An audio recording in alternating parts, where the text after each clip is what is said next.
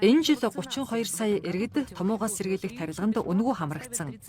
Халдварт өвчтний хяналтын төвөөс эрүүл үндэсний төлөө гэж сурталчилж байлаа. Гэсэн хэдий ч дараа нь хүндрэлүүд гарсан тул дархлаажуулалт ер нь тусдаа юу, үгүй юу гэсэн асуулт гарч ирлээ.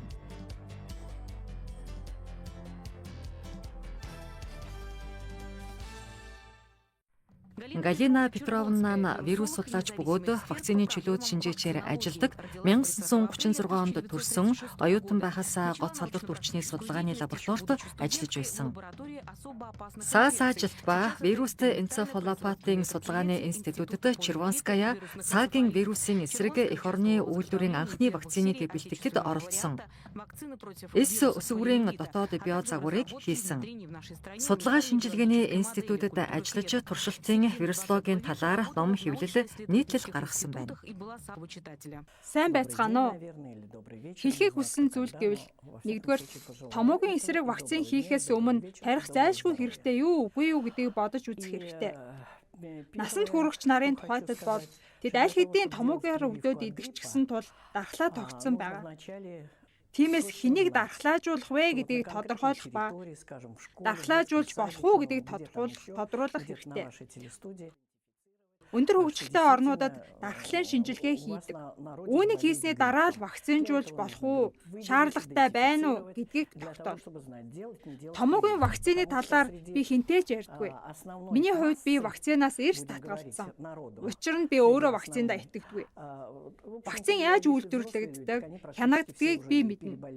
Би энэ бүх дамжлаганд ажиллаж байсан. Харин та вакцин хамгаалдаг гэж итгэдэг байвал тэгэлдээ тариулж болно шүү дээ. Бурхан өршөв. Харин би бол удамшлын хүчин зүйл, хүн бүрийн давтагдшгүй мөн чанарт итгэдэг. Томоогийн вакцины нь янз бүр. Амьд вакцин, өхүүлсэн вакцин гэж бий. Ямар ч вакцин бол харь шинжтэй гадны уурга.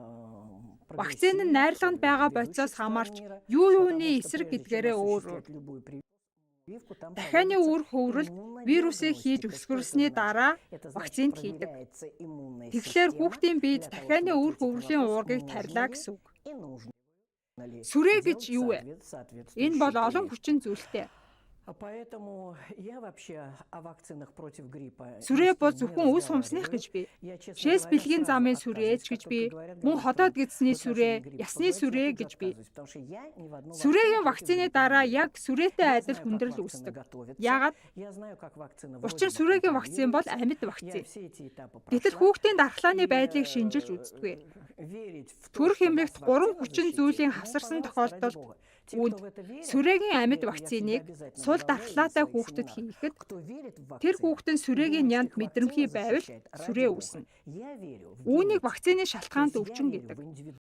Үүнтэй адил САРС ажилт томооч бас амьд вакцинтай тул өвчлөх эрсдэл өндөр байдаг. Хүн бүрийн дархлааны урвал харилцан адилгүй. Амьд вакцин өөрөө эрсдэлтэй. Дархлаас бол байх тусам эрсдэл их байна. Сүүлийн хэдэн 10 жилийн турш вакцин хэрэгтэй юу, үгүй юу гэж маргасаар байна.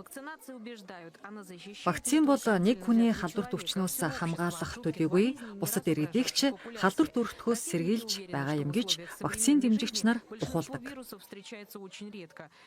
Харин нөгөө талаас эсэргүүцэгч нар бол халдварын дэгдэлт угаасаа ховор байдаг гэцгээдэг.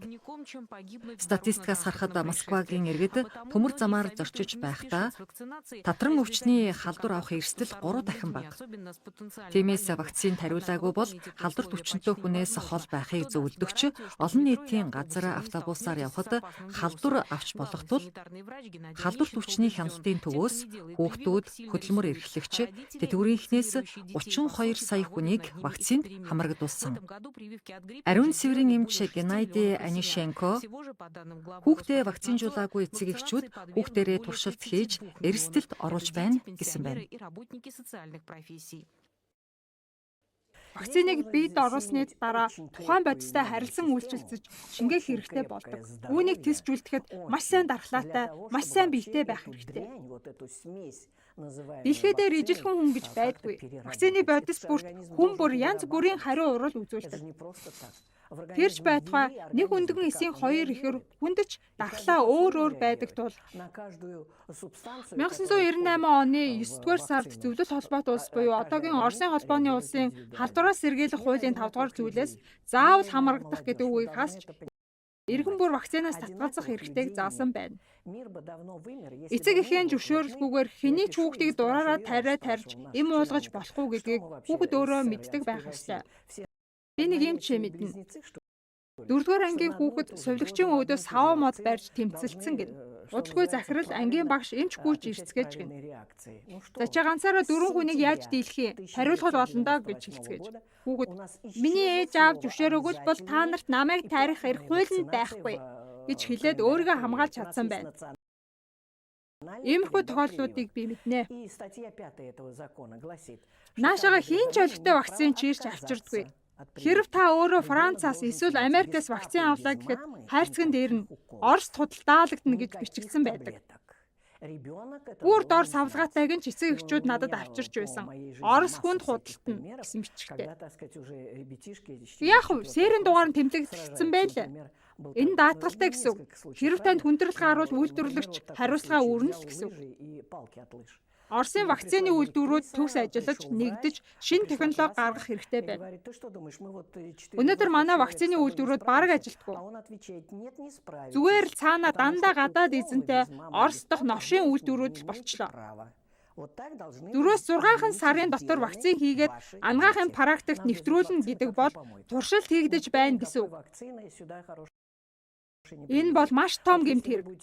Хийгдсэн вакцинаа судалж байх хооронд томууд иглээ гэхэд хэсэг хугацаанд өвчний тархалт хавтгаарч дээд зэгтээ хүрсний дараа өөрсдөө эдгэж эхэлдэг. Тэгээл ханиад дуусны дараа томоогийн вакцинжуулалт эхэлдэг. Миний ярьсан зүйл бол зөвлөгөө биш мэдээлэл. Та вакцинд хариулах гэж байгаа бол вакцинаа эхлээд заавал сайн шалгаж судалж худал хуурмаг зүйлсээс хүүхдээ хамгаалах хэрэгтэй. Манай улсад 1998 оноос хуулиндаа вакциныг сайн дурах болгосон байгаа гэдгийг мэдэх хэрэгтэй.